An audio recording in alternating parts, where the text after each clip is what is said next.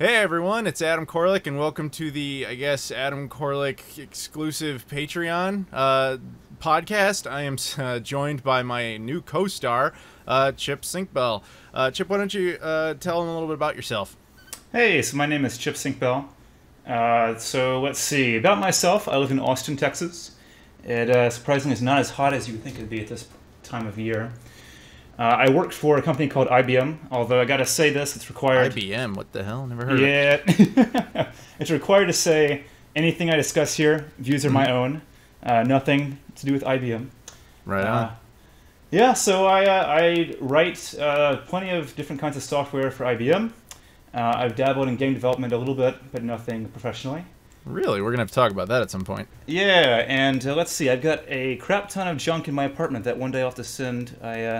My collection does not rival Adam's by any stretch, but I definitely have collected quite a few Dreamcast games. In fact, Adam, you, along with, what's his name, the guy that runs Classic Game Room. Oh, Mark. Mark, yeah. So you and Mark were the two that actually got me interested in all of these old game systems, because in fact, I sold a lot of my game systems, you know, when I got to college. I'm like, hey, I can get like $30 for a Super Nintendo, great. You know, I'm like, oh, why did I do that? We'll have to save that one for a future podcast, man. That's a whole subject into itself. Oh, yeah. Just like the regret of selling stuff and the collecting. And believe me, I know. We'll save that. But, yeah, no, Mark's a cool guy. I actually am friends with his his co-star, or the one-time co-star, David Crossan. You ever know him? Oh, yeah. From like the original, like the 2000 whatever. Yeah, they formed it together, and then he went off and did his own thing. But I'm actually friends with him. Cool. But you know, kudos to Mark. He's still got that show going, and his show exists because of Patreon, and that's, you got to give him credit for that. That's just amazing. Oh but, yeah. So thank you, Patreon backers. You should go support Mark too, though. I mean, his whole channel relies on it, which is amazing. Okay. Anyway, so yeah. In case you guys might be wondering, like, Chip, where's Chip? Like, who is Chip? Why is he here? Well, all right. So I'm doing this podcast for Patreon. Basically as a way to reward people who were cool enough to support me on Patreon, even though I never really felt that anybody had to do that. But I had different reward tiers, which is how a lot of you are going to be hearing this. But one of the tiers I created, which I'll be totally honest, I never thought anybody would ever redeem it, was the option to actually be on the podcast with me. And Chip, you just jumped right in there before there was even a first episode. So do you want to explain, like, why? Because, I mean, thank you, like, massive thank you, but damn, dude. I'd love to have some amazing magical reason, but to be honest, I mean, I talk a lot of smack to people I work with about, oh, you know, I love these people that I listen to or watch these videos, and I'd love to support them in some way. And I like to not be one of those people that just talks. I like to put my money where my mouth is, if money is involved, right? So, for example, I also back Mark's Patreon as well, but when I saw yours, you know, I was thinking, okay, so what I like to do is I typically like to look at, okay, how long have I watched the person's videos, if they've made videos? How much enjoyment do I get out of them? Are they just one of those things I let run in the background, which I do for quite a lot of my work? I'll have arbitrary videos run. Or do I actually pay attention to what they're saying in the videos themselves? And so, Adam, you and Mark are some that I actually will pay attention and watch and think about what you've said and, you know, weigh my own thoughts against your own when you give more controversial pieces and that kind of stuff. So I figured, you know, I've watched you for quite a few years, and I've gone back and watched pretty much all of your videos. So I definitely thought it was worth it. And as for the cost, well, I did have to spend a little bit of time seeing, okay, what is my actual budget for this? And no, I think I can plot out like a year's worth of this pretty easily, which is good. Well, thank you. That's incredibly flattering. It's absolutely amazing, and thank you. But well, yeah, now. Oh, thank you. But all right, so one of the perks you get to be here as my co-star is you get to pick a lot of the subjects we're talking about. So you came up with the first subject, and I thought it was a pretty good one. So why don't you lead us off here? Okay, yeah. So actually, I've dabbled in this a little bit. This is part of one of my side projects to do with virtual reality and augmented reality. We see a lot of news about virtual reality. You know, you've got the Oculus Rift. It's one of the first big ones to kind of make it out there as, whoa, this is actually some hardware that can do something that isn't total crap. and then you have newcomers that are also starting to get a lot of attention as well, especially now, like the HTC Vive, and then some other ones as well from other companies kind of coming to play. All these different virtual reality type hardware coming out, and it kind of feels almost, when you're seeing a lot of these demos, that it could be considered the next generation of console gaming. And that's kind of what I'm wanting to see is, is virtual reality potentially the next generation of console gaming? Is it potentially, going beyond? Is console gaming dying and virtual reality going to be a completely different type of aspect? Will terms like video and video games, so the video get dropped off in terms of virtual reality games, right? So I'm kind of curious as to, especially your thoughts, Adam, as to where do you think VR and potentially AR with things like the Microsoft HoloLens, what those play in terms of gaming, and do those pose as the next generation, or do you think it's going to be one of those, side by side, you're going to still have potentially one or two more console generations after this? I know you've had your own thoughts as to, maybe this being the last one for most companies, maybe Nintendo cranking out one more, but, is VR going to actually be the next console gaming, I'm saying console in quotes here, console gaming generation, or is it going to be something entirely different? Well, okay, so I think that's a possibility, but at the same time, I kind of feel like it's more likely that neither will happen. Like, I personally don't think that VR is going to take off. I think right now it's kind of the hot new idea, and I think a lot of companies are getting behind it because they don't know the future of gaming either. Nobody really knows. But one thing we're all kind of starting to sense more and more is that traditional game consoles are probably going to fall to the wayside. I've been saying that for years, as you pointed out. But one thing you could do to try and marry them is put them together, like the PlayStation Neo is going to be with, or PlayStation 4 Neo is going to be with the PlayStation VR and all that. But I don't know. I mean, I still don't really believe that VR is going to truly take off because it's just too cumbersome. It's too expensive of an endeavor. And I don't know, I just can't see people like coming home and doing that to relax and, buying like $1,500 PCs plus the, what is it, like HTC Vive is really expensive, isn't it? Yeah, it's like, I'm forgetting the price. One of my friends has it. It's like $700 or more dollars. Yeah, it's a lot of money for that hobby. Like right from the get-go. I know a lot of early technology starts out that way, and over time it'll get cheaper. PlayStation VR might see some success, but I kind of think we're looking at Connect 3.0 here. Like I kind of feel like it's going to be something that's exciting to a lot of people at first. It's going to have a lot of cool perks, but then over time people are like, I just kind of want to just have a controller and look at a television. I don't really feel like staring in this weird mask thing I have to wear. But at the same time, I don't think that's going to save consoles either. I just don't see how those two, in my opinion, inevitable collapses are going to somehow work together to be a new generation of technology. I honestly don't know what the future is. I've been saying for a while that I think stream boxes is probably the future. It's a future that scares me and I don't want it. But I kind of feel like eventually you're just going to have video game services that are maybe even built into future smart TVs, where you just kind of have a Bluetooth or, wireless controller that's configured to your television. Then you have like PlayStation Network and Xbox Live and Steam and all these things just kind of built as apps into your television, and you do it through essentially streaming. I mean, we've seen the early versions of that. I kind of feel like virtual reality is just, I don't know, let's try it and see if it sticks. And personally, I don't think it's going to stick. Okay, so let me put a little spin on this then. Sure. And of course, you probably have more background knowledge on this because I'm going off of what I believe I remember.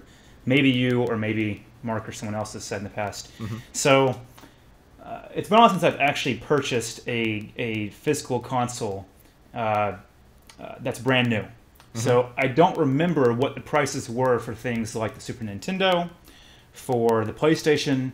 I've heard the outrageous prices for systems that failed, like the Panasonic 3DO and that kind of stuff. Yes. But weren't some of those consoles quite expensive, when that kind of era of console gaming was also taking off?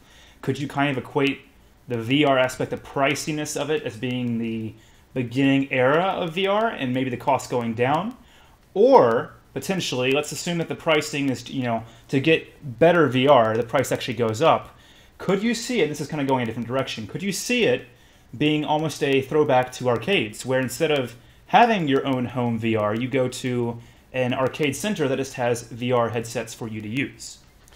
Okay, so the first part of that question regarding the price of consoles, I mean, traditionally they always sat around like $200.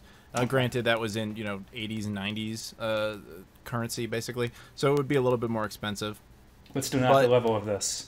Yeah, I still don't think that's anywhere near where we are now. Plus, you were just getting the console, and it was already, you probably have a television, and you already, like, have the experience of just like, oh, I just plug it in and I start using it. Whereas that's not really the same with VR. VR is very much a solo experience. I mean, that's a lot of money to spend for just yourself, because it doesn't even really function as a multiplayer device. It's not a social device. Exactly. And you bring up an interesting point about arcades, but I think we're too far past that point in society. Like, people, in the 90s, you could have at least, I mean, even though arcades were pretty much dead, at least you have, like, all your friends go over to your house and you sit there and you play, like, Mario Kart 64 in the same room or something. Now we've moved on to everyone wants to play online. I don't see that going all the way back to arcades, but we go into an arcade where you just sit there with a headset amongst a bunch of other people. I don't know, man. I don't see it working. I guess I would be pleasantly surprised if I was wrong, but I don't know. I don't see that panning out for the future. I think that they're all just doing it because one of them did, and if it takes off, the rest of them have to have something ready to go.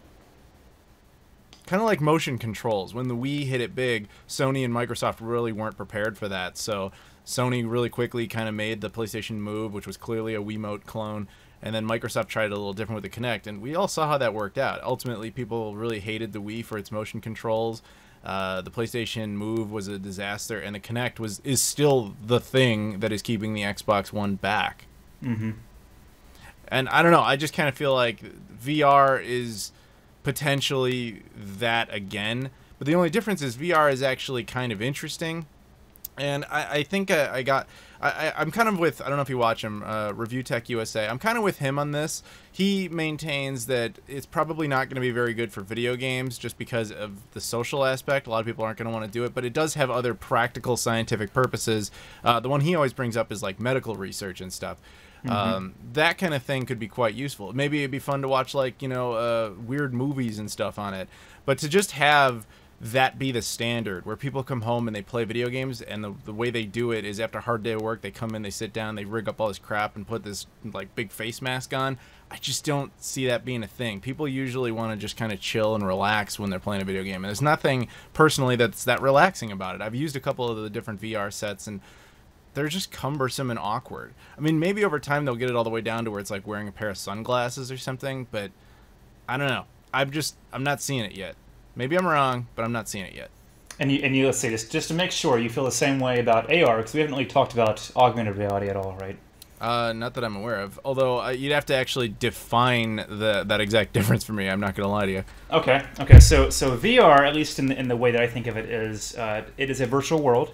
Yes. You put on, like you said, the cumbersome headset, and you are in a completely different space. Mm-hmm. It basically blocks out your view of where you are around yourself, and which is why it can be very disorienting for those using it. And you might put on, I think they even had a demo of someone playing Fallout 4 wearing a VR headset and a treadmill or something. Mm-hmm. But essentially that is all encompassing. Augmented reality is, in a sense, it is, to quote, use the same word, it's augmenting your view. It is inserting virtual digital displayed aspects into your view. So imagine a ball bouncing in the air in front of you. You're looking in your apartment, your house, but that ball's not actually there. It's just being displayed through a visor. The Microsoft HoloLens is the biggest example of hardware that's actually doing AR and mm-hmm. being pretty good at it. But you're just talking about how expensive virtual reality is. The Microsoft HoloLens is actually $3,000 for a dev kit. Yeah, so it is not for the faint of heart. You get that if you're planning to actually seriously develop something with it. But you're seeing some aspects of AR. I mean, actually, some of the earlier ones I can think of were the 3DS, or actually maybe just even the DS. I can't remember if the 3DS or DS introduced this. They had these AR cards that would come with one of those, and you basically scan them, or you put them down the ground and use the camera mm-hmm. of your. This may have been the DSi. I can't remember when it came. I know what you're talking about. I think the 3DS had. I know the 3DS had them. You might be right about the DS as well. Right. But regardless, whichever of those handhelds used them, they came with these cards. you'd basically look at it, and eventually it would make like, flying little gizmos appear, and you had to shoot them. But you could move your DS around, and you'd be using your camera to see through the screen into your world, but there would be little flying pieces in them. So that was a very, novice use of AR. You've got other examples, such as the HoloLens using it, such as I think they had someone showing an entire Minecraft world displayed in a room, and they were looking at, down on it, I believe, from above. I think that was the Microsoft HoloLens. That was the E3 demo they did last year, wasn't it? That might have been it. I'm trying to remember. I think that was it. But a lot of these things, you're basically bringing the virtual world to the real world. That is what AR is, as opposed to VR, which is you're really just bringing yourself to the virtual world. I think it's incredibly neat from another technological standpoint, but again, is it practical? Like, are people going to do that? I mean, financially, currently, hell no. But don't you? I mean, to really make a game that kind of utilizes that properly, you need like a big gymnasium that's like designed for that or something. Like you need I don't know if anybody remembers Disney Quest. It's just a big Disney Quest was like an indoor amusement park that had tons of virtual reality and maybe early crude augmented reality. Like you could do that if a place is designed for it, but I mean, how well is that going to work at home? Unless you come up with games that just are really good at utilizing whatever space you're in. But again, you still have to require like people having these big ass glasses and all this shit. And I don't know, I just don't see it yet. But maybe I'm wrong. Maybe we're getting closer and closer to the Star Trek holodeck. I don't know. Maybe. And the only other thing I want to add to the AR is that you can find quite a few examples with smartphones actually, where they will once again use your phone, use your camera to read in what the world looks like, display it on the screen, and display things on top. And I'm curious, I'm not sure what they're doing with this, but have you heard of Pokemon Go? I have not. Okay, so I don't really know much about it, but I think that's an augmented reality, it's an upcoming augmented reality game, Pokemon-centric game, where essentially you use your phone, I think Android and iOS, to capture Pokemon, and I'm assuming it's in the real world, based on where you are geographically. That's pretty neat. Yeah, Pokemon will appear on your screen, or maybe you get like a little vibration. You open up your phone, and I think you look through it, and you actually have to look around through your phone to find the Pokemon. I think you tap it or something to throw a Pokeball, but I'm not quite sure about that. I need to actually go through and look. But that's another example of AR in a different sense. Now, would it replace gaming? No, of course not. But it's one of those little oddball side kind of games, which, I mean, you saw how crazy the Wii blew up with the casual, the casual gamer, I say in quotes, really the person that wasn't even a gamer to begin with. That grandmas and sisters, exactly. All over it. And so I can see this kind of aspect, maybe not Pokemon Go, but something like it, capturing that audience again, right? See, that's a really good point, but you also have to question, like, do you want that market? I mean, as a business, I know they do, but look what happened to Nintendo when they did that. Like the Wii was a huge success, but it basically killed off that whole gaming base for them. And then when they went to the Wii U, everybody's like, I don't care about your crap anymore. You're for babies and old people, which is why the Wii U's in trouble and why Nintendo as a corporation is in trouble. It's like a short-term fix potentially, but I could see that working for that market. That's a good point, but long term that could cause a lot of damage. But then again, nobody really knows where things are going, so I don't know. Nobody has the answers. Well, that's all I've got for the VR and AR, unless you have anything else. No, nothing. I'm like you, man. I'm very curious to see where that goes. I still don't think that's gonna take over the living room yet, but maybe in 20 years I'll be listening to this podcast and be like, wow, I couldn't have been more wrong. I mean, who knows? All right, so you ready to move on to the next subject? Yeah, let's do it. All right, this one comes from a Patreon backer named Corey Marsh. He got to select a subject, and he asked us to discuss Ludens from Kojima Productions. Now, Ludens is all right, well, a little backstory here. Hideo Kojima used to work for Konami, and he had a horrible fallout with them last year, and he's formed his own new company called Kojima Productions, and he made a logo for that, which basically is it's like a side profile of like a helmet. And he revealed recently that full artwork of it. It's like an astronaut, like a robotic astronaut named Ludens. And I guess Corey was just really kind of asking our opinions on it. I think it looks neat. It looks like badass, and I hope that he makes some sort of game based on it. But my guess is, knowing Kojima, he'll have little Easter eggs where this character appears in his work from here on out. But it's possible that whatever game he's working on now, this will actually be the protagonist of the game. But I don't know. What are your thoughts? Well, it's interesting. So yeah, the picture I'm looking at now shows, I guess, that character that was depicted from the side portrait view holding a flag with also that side portrait view. Mm-hmm. So I'm not exactly sure if that's supposed to be some sort of faction, but what's interesting to me is that you've got this weird virtual skull representing the character. I don't know if you can see it that clearly. It's this weird blue holographic skull. I didn't even notice that till you said it. And I'm looking right at it now.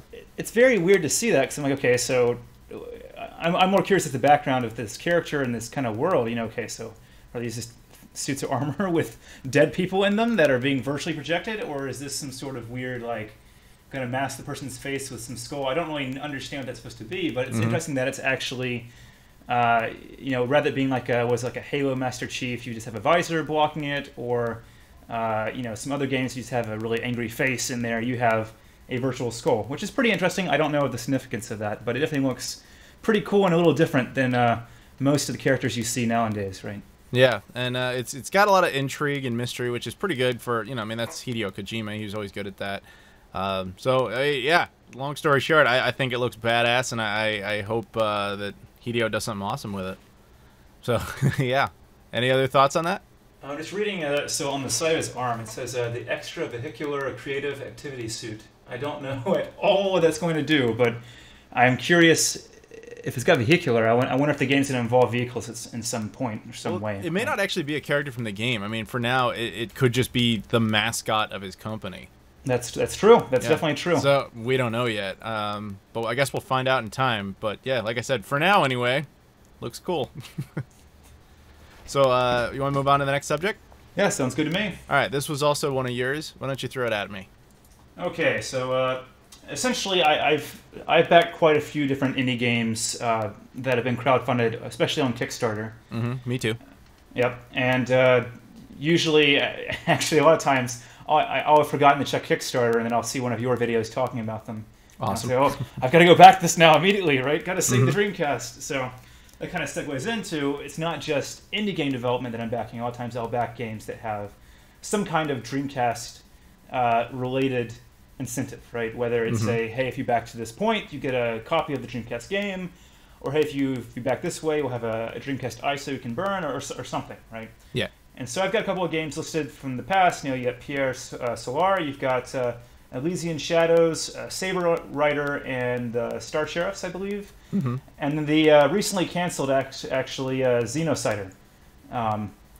So there's quite a few of them that are all had either a Dreamcast focused or a Dreamcast kind of companion, along with other platforms, were kind of thrown in as tiers on the backing, right? Yeah. So kind of what I'm curious about are what kind of pros and cons are there in this kind of crowdfunding model with regard to games trying to offer Dreamcast-oriented incentives. And what I mean by that is some of these games, for example, Pierre Solar, when it first came out, was not even for the Dreamcast. It was for, what was it? The Sega Genesis. Exactly. So they made another Kickstarter, or no, I guess they made their first Kickstarter. I don't think they had one for the first one. I don't think they did either. I bought it, but I don't remember ever there being a Kickstarter for it. Right, so they made a Kickstarter, and the big buzz was, hey, look, we're going to port this game to the Dreamcast. And then, as people might know or might not, it took them quite a while to do. And in fact, I think the game came out on basically all the other platforms that they offered, like what was it? I think it came out on Steam. It was on digital versions on Steam, Xbox One, I think 360 as well, but I think both PlayStation 4 and 3. Yep. Yeah, Dreamcast hit last, but that's because it was physical. Physical, which to me, I mean, I'm fine waiting indefinitely, but quite a lot of people were very frustrated, and I've never been one to complain, because I'm like, if you complain, you're just going to, risk even more of getting the developer to not even finish. Right? Yeah, I know. That's just something you have to accept with the Dreamcast independent movement. It comes when it comes. There are some games I backed, and then like 5 years later they show up. You just accept it, because you don't want them to release a half-assed buggy version just because you were impatient. There's no patches, exactly. Once it's done, it's done. And furthermore, I mean, what I've never understood about Kickstarter in terms of the complaints, unless someone makes a Kickstarter that is blatantly lying to you, you're not pre-ordering a game. You are giving money, and they are just trying to give you some reward as a thank you for giving them the money to support developing the game or whatever else you're backing. So the whole I pre-ordered this. You said it's going to be here at this date. That's always an estimate, and it's always, yeah, exactly. It's always wrong. Well, because people always compare it to like pre-ordering something at Best Buy or GameStop or something. It's like those are just retailers, dude. These guys are the ones making the game. There's a reason they're using Kickstarter. They're indie. They have no choice. Yeah. So it's a couple of guys. You gotta just give them the time to do it. Oh yeah, I mean these people also aren't experts in the business side. A lot of them don't understand. Okay, we got to go through this company to try to get the CDs pressed. We got to go through this company to try to get the artwork done. There are a lot of steps that you have to go through that I definitely don't understand myself. That can be quite challenging to get right, and you definitely want them to get it right if they can. Right. But anyways, so back to the actual point though. Yes. So pros and cons. So I'm curious, Adam, specifically from you. Do you see there being any kind of pros or cons with an indie developer creating a Kickstarter, and you can kind of tell from some of these Kickstarters that they're adding a Dreamcast version as an attractive point? So your question is specifically, all right? Are you asking if it's a pro or a con to using Kickstarter, or a pro or a con to have a Dreamcast version on a Kickstarter? Dreamcast version specifically, because I think I've talked about this before, but I think it's actually a pro because a lot of there's a shit ton of indie games that get made or people who want to make them. But one thing I've always said about the Dreamcast stuff is that if you make a game for the Dreamcast, you'll get press out of it, even if that's not your primary focus. Like, let's say you want to make a game that comes out digitally on Steam, Xbox One, PS4, etc. That happens all the time. And they get lost in a market of tons and tons of games, and they collect digital dust because there's just so many of them. But if you are willing to produce a Dreamcast version, you'll get a bunch of articles written about it just because people are always like, ha, there's a new Dreamcast game coming out. You'll get weirdos like me who plug it to the rest of the internet, be like, hey, if you want a Dreamcast version of this game, you can do that. That's always kind of been my theory on that, and I think that there is some validity to it. In fact, I know I'm not going to say who, but some of the developers, actually of the ones you have listed there, have told me that. So there is a lot of logic in making a Dreamcast version because it gets you additional press, because the Dreamcast scene has a lot of fanatics in it, like such as myself. I mean, there's just a lot of love for that console, and we're like willing to support anything, just about anything that comes out for that platform. I mean, personally, every single one you listed, I backed, even Xenocider, which unfortunately, as you mentioned, was canceled. In fact, I'm not even kidding. 10 minutes before we started recording this, I was talking to Carlos, the guy who was running that Kickstarter. Which was he the one that was from the people that developed Pierre Solar as well? I'm not sure. There was someone who left, and I can't remember what his name was. He left the Watermelon games, and then I thought I saw his name on this game. I could be wrong. I don't think so. He's also the one developing Amoeba. Xenocider and Amoeba are Carlos's projects. I'm not sure if he had anything to do with Pierce Solar. He didn't mention it, so I'm not sure about that one. Hold on. But he also said that they want Xenocider to continue. They're going to just try and come up with something else, another way to do it. But we can talk about that in a little bit. But long and the short of it, I think there's a pro to all these games giving us Dreamcast versions, because then they have a much better shot of actually being produced. The con, I guess, is that there's no guarantee there, as Xenocider proved. The con is that as much awkward press as it will get you, there isn't always enough actual money there to make the game. So, like, for example, when Saber Rider was having its Kickstarter, it got press, but a lot of people were like, well, I don't really have a Dreamcast, but they at least got advertisement out of it, so they're like, well, I'll back the Steam version, or I'll back, the digital Xbox version, or whatever. So you get more sales. But ultimately, it's kind of bad for the developers themselves, because then they have to actually physically produce these Dreamcast versions, which Pure Solar showed us took them forever, and they still dealt with a lot of complaints from packages being damaged. I mean, you just have to go through that whole rigmarole of having to deal with customers who are unhappy with the condition of their packaging, and that is a con for them, because they have to spend valuable development funds specifically on physical production. But I mean, that's, I guess, what it takes to get the game made in the first place. So I guess the question is, are you making more off of a Dreamcast version than you are losing on actually producing it? And thus far, it seems the answer is yes. Otherwise, they probably wouldn't still be doing this.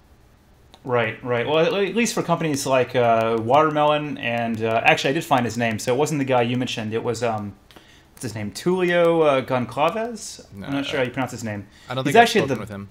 He's actually the bottom of, if you go to the Kickstarter for Xenocider, he's at the bottom of it and actually says he's the former president and founder of Watermelon, creator of Pierre Solar. So he's actually back. He's the president of 2Dream, which apparently is the publisher company that I guess was trying to support Xenocider. So there you go. Little trivia there. Awesome. We have a lot of Dreamcast fans listening, I'm sure, so I'm sure they'll appreciate it. Oh, and it says Carlos, the guy you spoke with, yes, is the Spanish translator for Pierre Solar. There you go. Yeah, I talked to him. Like I said, I talked to him like 5-10 minutes before we started recording. Oh, nice. All he told, I asked him about Xenocider and if there was any chance it was still happening, and he said we really want to. We're looking at other avenues, but I think they just don't know exactly what to do yet. I mean, the thing about Xenocider is I think it was, from a financial standpoint, the most ambitious Dreamcast Kickstarter there has been. I could be wrong. I don't have all the numbers in front of me, but they wanted just shy of like what, $100,000. Let's see. I think like I think even Saber Rider, which I think was the last one, was like 10 grand. Elysian Shadows, I don't remember, but I don't think any of them got north of $100,000. And this is something that I always talk about in a lot of these videos, is whenever I make one of these Dreamcast videos, people always say like, oh, it's great, they're still making games, but why are they all 2D? And I always have to tell people, because 2D is cheaper. It's just so much more expensive to do things in 3D. Xenocider wanted to be the first indie 3D game, but it cost them. There just wasn't enough money there. And unfortunately, it might forever be the model that says like, yeah, we really can't have 3D games on Dreamcast anymore because there just isn't enough money to make it happen, which is really sad. But we'll see how the future plays out for that. Yeah, well, it definitely costs them, but I also think it's a matter of, you see a lot of these people going in, like you said, people will, you get the Dreamcast aspect to draw in a crowd, but there might be quite a few that say, well, I don't have a Dreamcast, so I'm going to go with, this platform instead. And unfortunately for the 3D, you're limiting yourself quite a lot by having to do 3D on the Dreamcast, because it can only support to a certain level, whereas with the 2D, you can get some very beautiful 2D games on the Dreamcast. So you don't really think of it being, when you even if you don't play on the Dreamcast, you don't think it's being held back by the Dreamcast. You think it's a very beautiful 2D game. But with the 3D, I could definitely see another aspect being people saw it, and the people that knew and wanted for the Dreamcast were incredibly excited. But those that were not were just saw, okay, this looks like a very old 3D game, right? Yeah, that was something that's also hard to convince people of, because it's like, dude, the whole reason you're watching a tech demo is because they don't have the money yet. Though if they had the money, it'll look better. But exactly. That's not, people don't tend to connect the dots on that kind of thing. And I don't blame them, because you're looking at it and you can even play the demo and you think, okay, this will be the final product. Because that's how we're used to seeing it with, like, quote-unquote professionals. Like, you download a demo of, I don't know, whatever the latest Call of Duty is or whatever, and you don't expect it to, be much more impressive when you get the final version. You just expect basically a bite-sized version of the same game. With indie stuff, it's a little different because they obviously don't have the money yet. No thoughts? Oh, I got distracted. I was actually looking at. That's all right. I was looking at the videos. So they have like a little, I guess, video of Xenocider. And yeah, I was kind of thinking back to your thoughts about it's not a finished product. And yeah, I actually totally missed the fact that they also had a playable demo you could download. That's actually very unusual for that's a first. A Kickstarter. Yeah, that's a first. I think that's because they really wanted to show you, like, we're not full of shit. Like, we want to do this, and we got the skills to do this, and it didn't work out for them. I would have told them don't cancel the Kickstarter, though. I mean, granted, yes, there were only like 6 days left, but your first 3 days and your last 3 days are when you make most of your money. So it was entirely possible they still would have done it. But they did it. Yep. They can. Well, I mean, I think the email they said they were going to, like you said, they're going to pursue. They still wanted to go ahead, but they were going to try to look at other options. Yeah, Carlos literally told me that beforehand, but I think that they don't know what it is. He referred to it as Kickstarter hangover mode. They're not really sure what to do yet, but they're gonna come up with something. But it may not be as impressive as it once could have been, just because they'll have to work with much less money. They might retool. I'm just speculating here. They might retool and say, all right, maybe we can do like this version of the game for $50,000 and try again. Who knows? Maybe. I mean, would you think that would be a better option than, say, producing the game, maybe trying to go on Steam and Greenlight, go entirely digital? Not that we'd want digital, because I'm with you, I like the physical copies. Yep. But do something that might reach a larger audience, get them aware of the game, and then try to go back and make a Kickstarter that's much lower cost, but its goal is to just produce a physical copy for Dreamcast and perhaps, maybe physical copy for a couple of other platforms as well? I suppose it's possible, but I don't remember there ever being a precedent for that. I mean, once the game is released like that, it's hard to get new press on it. And I don't know. I mean, what could happen in that case is it could come out on all these digital platforms and go absolutely nowhere. And then when you go like, all right, we need Kickstarter, you're like, yeah, but the game's already done. So what are we paying for? You could have, I'm just saying it could kind of backfire on them if they were to do it that way. But I don't know. I don't know of any other games that did try it that way. Do you? No, I can't think of any that did. I do think of some. Well, what was it? The video you just made about the what was that retro site that was selling the Cartridge Arcade? Yeah, there we go, Cartridge Arcade. So granted, that's cartridges, and they're producing those, but even that kind of light, producing it that way. But I mean, there's not really a Cartridge Arcade for Dreamcast games, obviously. Although which is weird because there could be.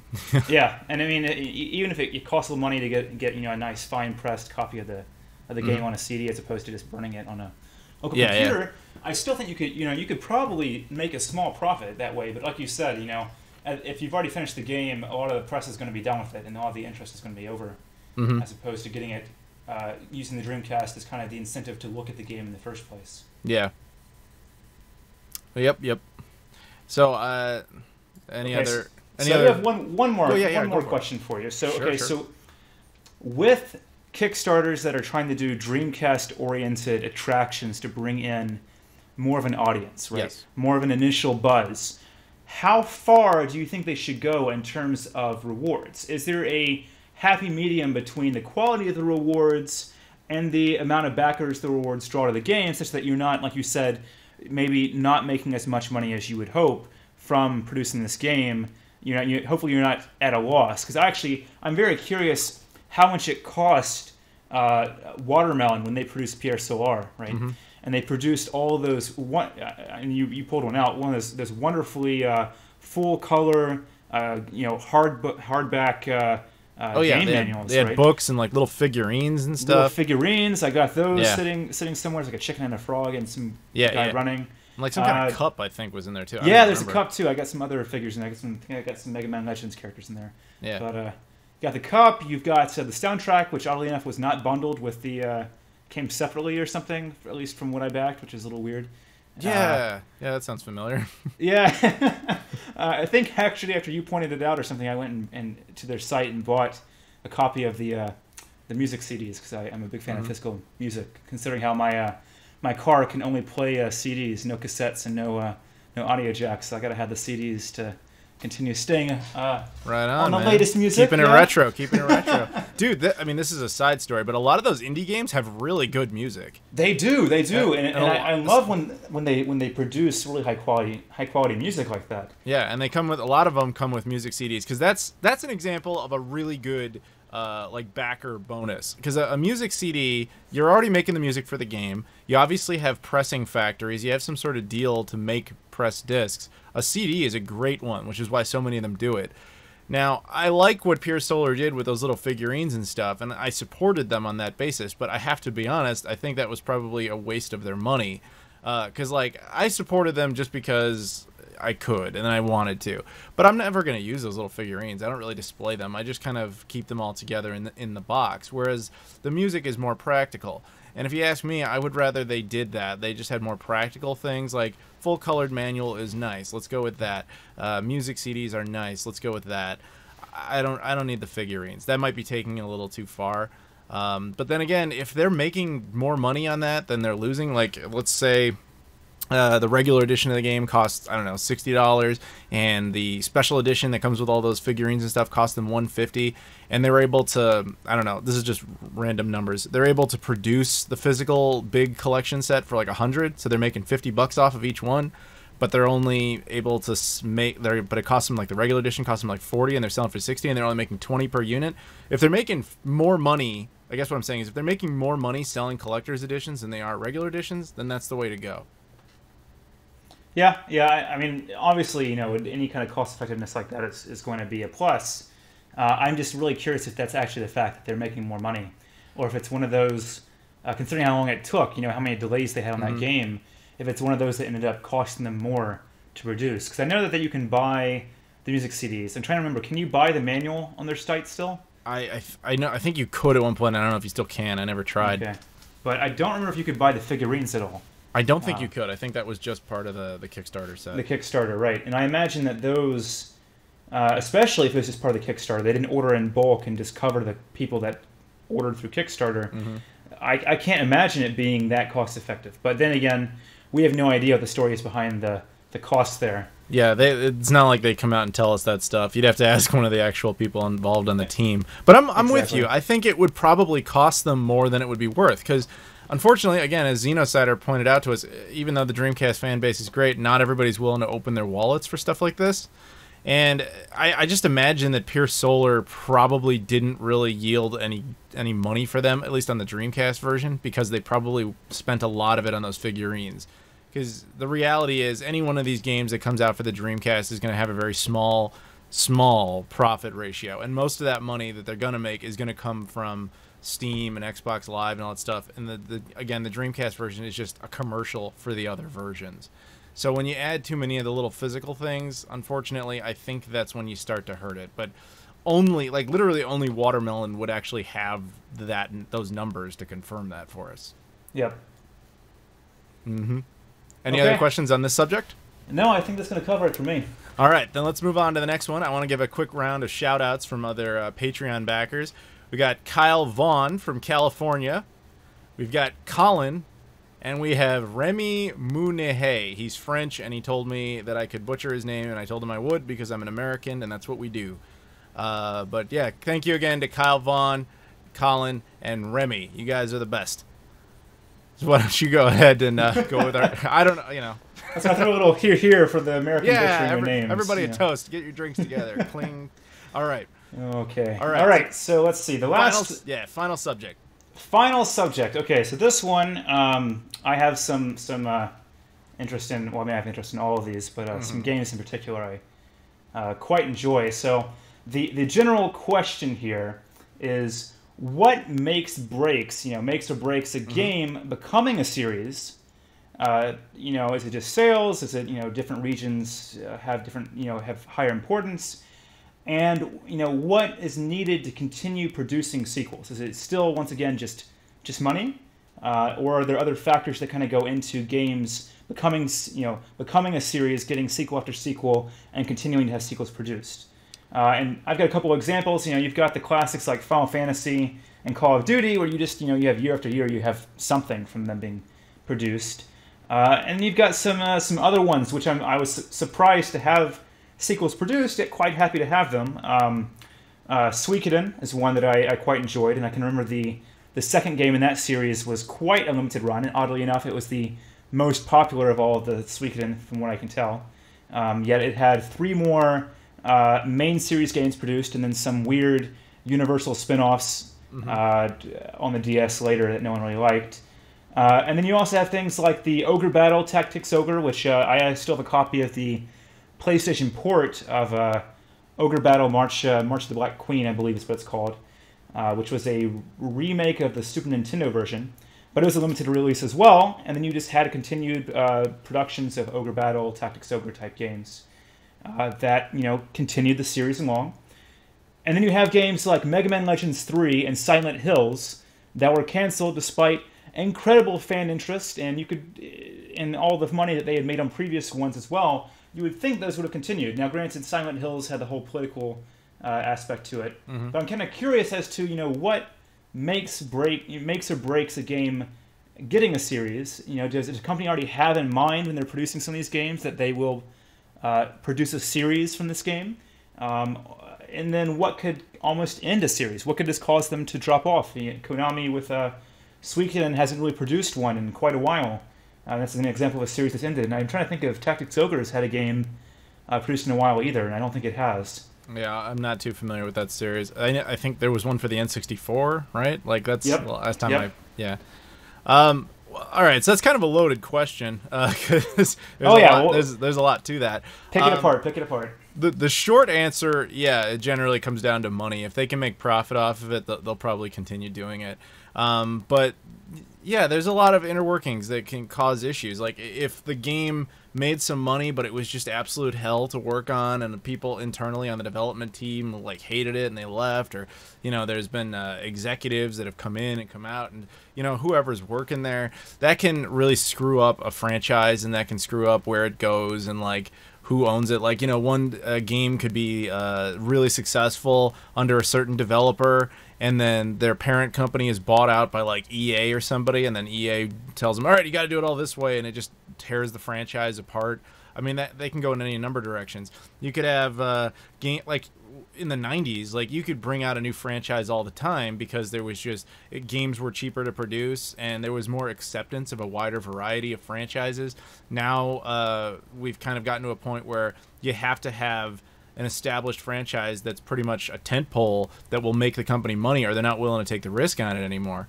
Like that's why you get a Call of Duty every year, is because Activision knows that Call of Duty will make money, but they may not take a chance on some random game, because we're at a point where if you make a game that just completely fails with those kinds of extreme budgets that they need, you could bring the whole company down. So I think that's why you get things like Final Fantasy and Call of Duty, because they're pretty much guaranteed sales machines, even though the quality changes from year to year based on who's developing the game. Random things like Suikoden and Ogre Battle, I think that they're probably low budget franchises that every once in a while someone gets passionate about, and there's enough extra money from, say, I mean, I know Ogre Battle isn't owned by Activision, but say it was like Call of Duty. If Call of Duty made the company a crap ton of money, they might be like, all right, Bob, you were so great this year in your Call of Duty. If you want to go off and work on Ogre Battle, we'll back you. Just keep it, low budget. And then he gets his passion project made. Kind of like how big budget Hollywood films also tend to fund a lot of the indie ones that individual filmmakers and actors are interested in producing. But then you take franchises like Mega Man 3 Legends and Silent Hills, and you just go, that's, as you even pointed out, that's just politics. That's just, they're upset with Hideo Kojima for whatever reason, internal disputes. Mega Man Legends, they're upset with Inafune, I think is the guy's name. The guy who went off and said, screw you guys, I'll just make Mighty Number 9. It just becomes about not wanting, I guess they make enemies inside, and internal crap just prevents the company from doing what the fans want. And I think that ultimately boils down to just, yeah, you just pissed off the development team, and there's no one there to work on it. So rather than destroy the legacy of Mega Man or the legacy of Silent Hills, you just kind of silently let them die instead of turning them into like cell phone games. But then again, that might be happening with Metal Gear Solid, so hard to say. Yeah, and you bring up a good point. I hadn't really considered the aspect of, you have the larger franchises or games that can make money, help fund potential indie-ish within the company itself, or at least smaller budget games to be produced, or maybe even potential IP that they want to test the waters with. Yeah. It's a pretty interesting aspect. It actually makes me think of, just on a tangent almost, it makes me think of Valve, right? Valve, the ones that produced Half-Life, Half-Life 2, and everyone always wants Half-Life 3. Yeah. And you see those discussions going on where they say, oh yeah, we've had from ex-employees that after a couple of years decide they want to go work somewhere else. They'll say, oh yeah, no, there are still people in the company that want to make Half-Life 3 or have a real passion for this specific thing or this specific thing. And I'm just wondering if it's one of those things where they're just not enough, at least for Half-Life 3, not enough that want to produce something like that. Is it the case with some of these games like the Suikoden Ogre Battle, like you said, the ones that were really the forerunners, the ones that really had a passion for producing those games, left the company? Or is it just a matter of the game was not, the franchise was starting to wane on sales and just wasn't worth the development effort? Or maybe it's just one of those things that the people that decide on which games go towards production just decided, this genre of game, this style of game, this isn't in today's market. This isn't going to be as successful as it was 10 years ago when we made the last one. So it's definitely a good point. It definitely spurred by money, but there are definitely other aspects as well that I think can help at least push series out. As for bringing them in, other than having large profit from the game itself, I'm not quite sure what else can spin up some of these sequels. For example, Suikoden, which you said you're not that familiar with, was a PlayStation game, PlayStation JRPG. And it itself, it did fair. It had a decent reception, but I'm trying to remember when it came out. But it definitely got overshadowed by some of the Final Fantasy games. Those things just dominated and crushed every other RPG around them for a while. So then people missed a lot of these other games, and as they got older, and they said, well, what else was on that platform I can revisit from my childhood, and then they find these games. So the second game in the series was a very limited release. And I'm a little surprised, when you look at, okay, it didn't do that great. I guess it did well enough to warrant a sequel, but clearly they were skeptical since it was a limited release, and then clearly the limited release did well enough. How you can tell a limited release does that well, I don't really know. That would make you consider going backwards and actually having a full release again. In the case of the third game, which then came out for the PS2, but it's one of those mysteries to me. At least maybe back then, what spurred some of these games to get sequels. And then, of course, you have notorious games that were terrible yet had additional attempts at going forward. Like, what was that game that I remember seeing, Bubsy or something? Yeah, Bubsy had a lot of spin-offs because, well, I don't know why, but I'm sure it was, it was the 90s. Mascots were successful, so if you had a little cartoon whatever, it was going to do fine. And then they just go, just throw it out there. I mean, you have to understand, especially back then, a lot of these games weren't made by gamers, I should rephrase. The executives were not gamers, and they were just like, put one of those little cartoon cat people, we'll make a game, and it makes money. So they just keep saying, all right, put another, the one did fine, put out another one. Because by that point, you've built a lot of the assets already. And I think that's a large part of how some of these games get released. When they have, like, acceptable releases, not necessarily, cash cows, is that a lot of development on the next one is either done or could easily be done because you've already built up a lot of the assets already. And I think it just becomes like, well, it made enough that it will only cost us this much to make the second, and we can definitely make a profit on that. I know I talk about this game all the time, but Shenmue, yeah, I love it, hey.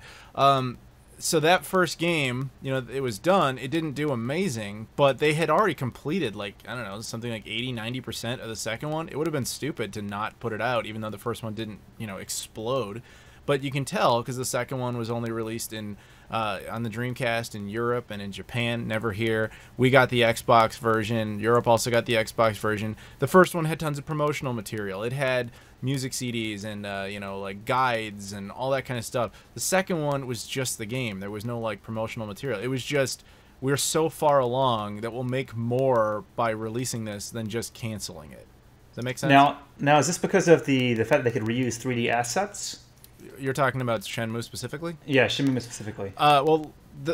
Like I said, most of the game, Shenmue 2, had already been finished by the time Shenmue 1 was released. So that it would have been illogical to not release it. But the first two games were built on exactly the same engine, and it just wouldn't have made sense to cancel it. And I think that's what happens with a lot of these games, is like they'll either, like I don't know the inner workings of Suikoden, but it's possible that they were so confident in the first game that they were already starting in on the second, or had enough of it done to convince whoever the publisher was, like, look, we're this far along, it's only going to cost this much, even though the first one only made you X amount of dollars, this one will only cost you, Y amount of dollars to finish, and then you'll make Z amount of dollars on it. That would be my guess how that happens. But I don't know.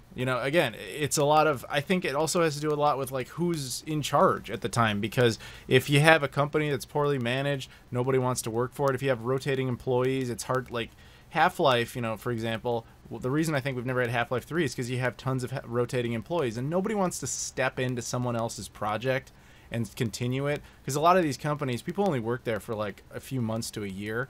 So look at Duke Nukem Forever. That one went through how many different developers? I don't even know. But by the time it was done, it was like, I know this better with movies ironically than I do with games. But like a lot of time when a movie is in production with one director, one writer, the studio will get far enough along with it where then the director drops out or the writer drops out, and they have to bring in someone like Brett Ratner or somebody to finish it. That's how you got X-Men 3. It was a lot of Bryan Singer's work for the first two X-Men was done. His pre-production was done on X-Men 3. He bails on the project. They bring in some guy to kind of fill the void. And that's how you kind of end up with a subpar thing. And I guarantee the same thing happens in the video game industry, where they get far enough along, they have to either make a choice. We cancel this whole thing, or we finish with someone else. Or you just have rotating employees that just never want to finish this stuff.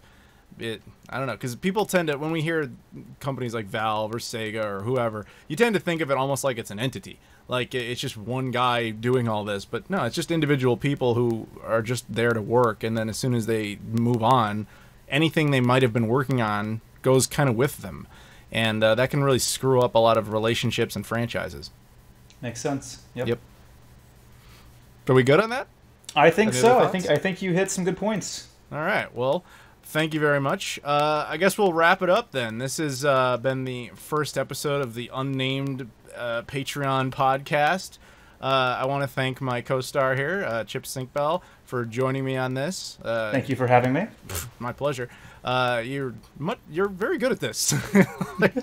Have you been doing this before? No, this is the first time I've ever done anything other than make a really crappy 3-episode Minecraft series with a friend from college. That's basically it. No, because, like, this is going to sound like I'm kissing your ass or something, but, like, you seriously sound like you've been doing this for a while. Because I was actually, no joke, I was expecting you to just be kind of like, oh, I'm timid and I'm nervous and I don't know what to say. Soft-spoken and not really that confident, but you really kind of controlled the podcast, and I appreciate it because you knew what the hell you were doing, so kudos. Oh, I have fun. It's always fun. It's always fun to have someone that you can talk with and really, I don't really know how to describe it. I have a lot of people I work with, but not quite that many who can really speak the video game lingo. Yeah, no, I hear you. So yeah, it's always a pleasure to talk with someone, especially you, Adam. Thank you. But stuff. Yeah, I appreciate it. All right. Well, thank you very much, everybody, for listening to this, and stay tuned. We'll definitely be doing another one sometime in early July. So thank you guys for listening, and we'll see you all later. Thank you.